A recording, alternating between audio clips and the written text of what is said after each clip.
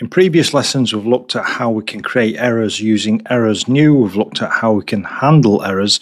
In this one, we're going to have a look at how we can create our own custom error types. And the reason why we're covering this now, or why we're able to cover this now, is because we've already covered interfaces by this point, and an error is actually just an interface which any type can implement. And so what that actually means to us in practice is that we can create our own flexible custom error types. So when I say that error is an interface, what exactly do I mean? Well, what I mean is this. This is how the error type is defined. Type, error, interface. Just one function on there, and that is called error. And it returns a string. So all we need to do is define some type which has an error method that returns a string, and then that type is implementing the error interface. So with that in mind, let me explain something which we've been using up to this point, which may have looked a little bit like magic. And so here what I've done is I've created an error. And then you'll notice that we've been able to pass errors into Println, and somehow it's been able to print out that message. Well, the reason for that is because under the hood, when we pass error into Println, the error method on the error gets called, and that returns a string. So sometimes when you come across things for the first time in Go, they might seem a little bit like magic, but often what's happening is there's some kind of method being called on an interface under the hood. And that's exactly what has happened, or what happens here. Okay, so let's go ahead and create our own custom error.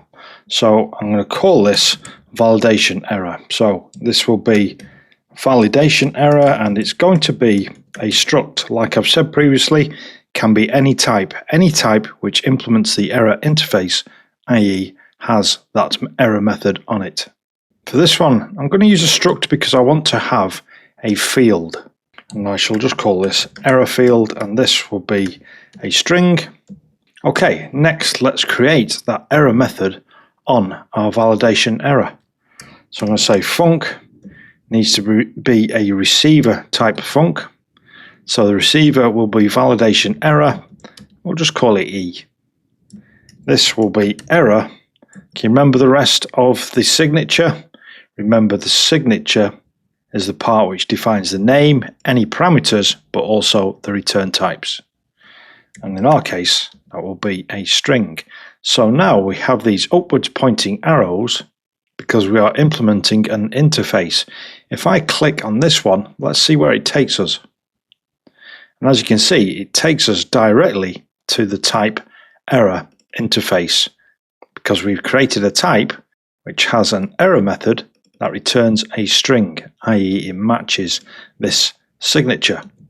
Okay, and then in here we can do whatever we like as long as it returns a string, and we can also use the fields on the validation error. So what I'd like to do here is return a formatted string which uses this error field, and the error field represents the field which has been validated.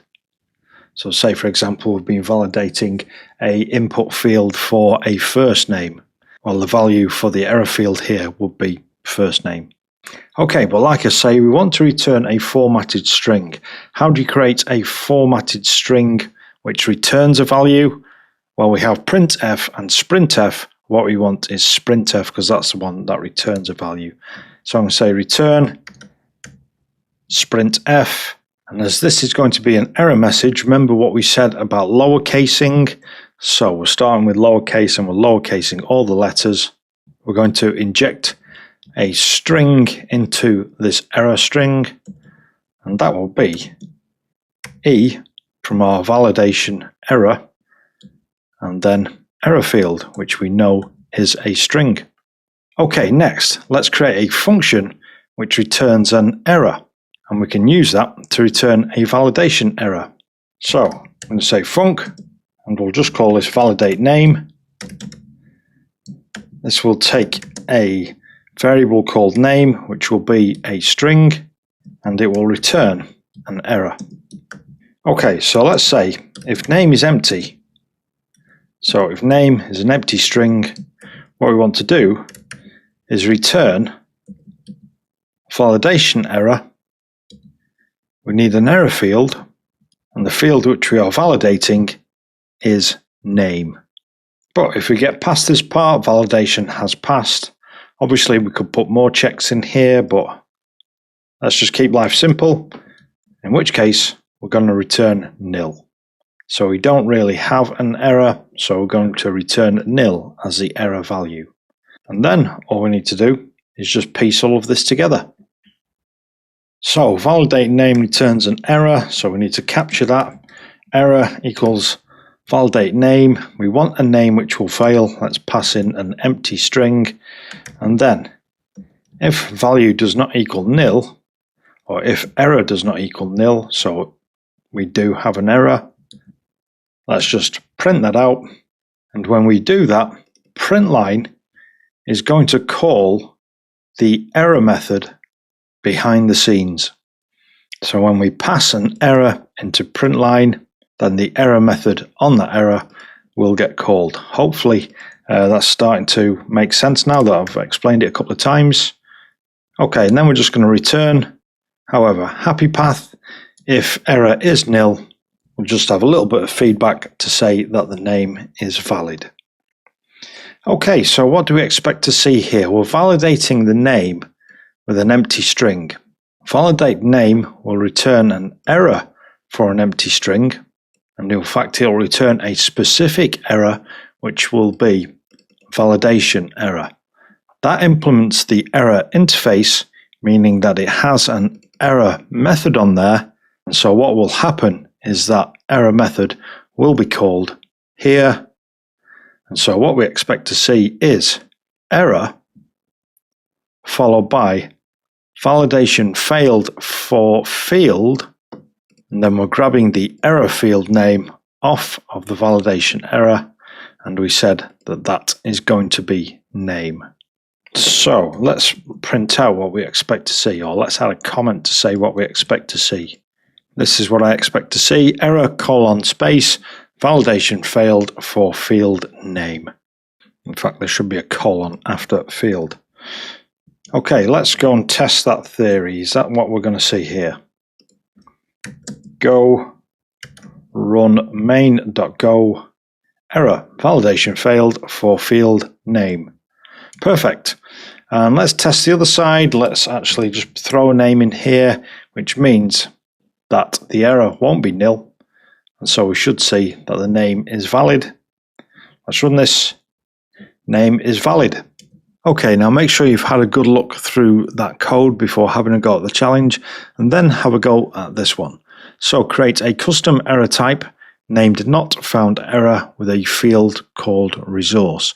I should say that that field should also be a string. So a field called resource of type string, and then implement the error method so it returns a message describing which resource was not found, and then write a function find user with a variable called id of type integer that always returns a not found error for this exercise. So not totally realistic, but really the thing that we're trying to learn here is how to use, or how to create custom errors.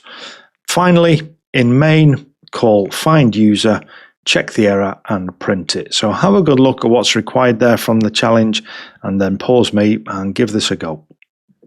Okay, so we need type not found error. I'm going to say this is a struct because we want that field on there. The field will be called a resource, and that will be a string. Next, we want the error method.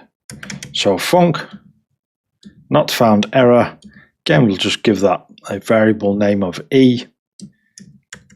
This will be error, and remember the rest of the signature, it will return a string. So here, I'm going to say resource not found, and we are injecting the resource field off of the not found error, and of course we are returning whatever we get back from sprintf. Then we want a find user function. So func find user. We're going to find the user using their ID, which will be an integer. and this will return an error. In this case, our custom error, which implements the error interface. And we said we're not that bothered about realism here, we just want to prove that our system, that we're able to implement the error interface with a custom error. So here we're just going to always return an error.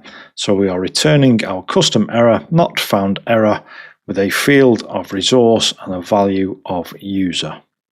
Okay, so now we just need to go and use this. So I'll say error equals find user. We need to pass an integer, we'll just pass any old number.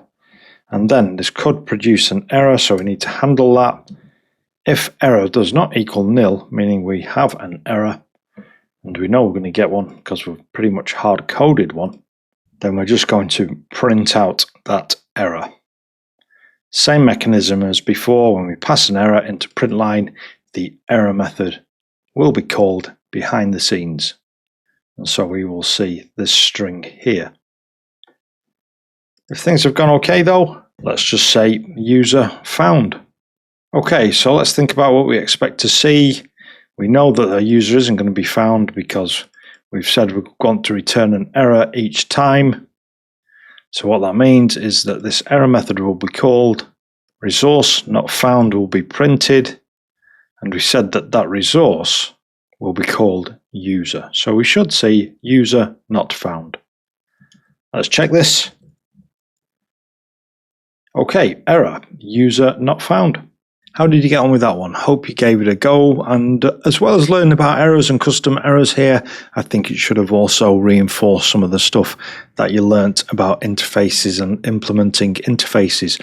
Hope you enjoyed this one. Give the video a like, make sure you subscribed, and if you want details of how to join the mailing list or where you can find the textual version of the lesson, it's all down in the description. See you in the next one.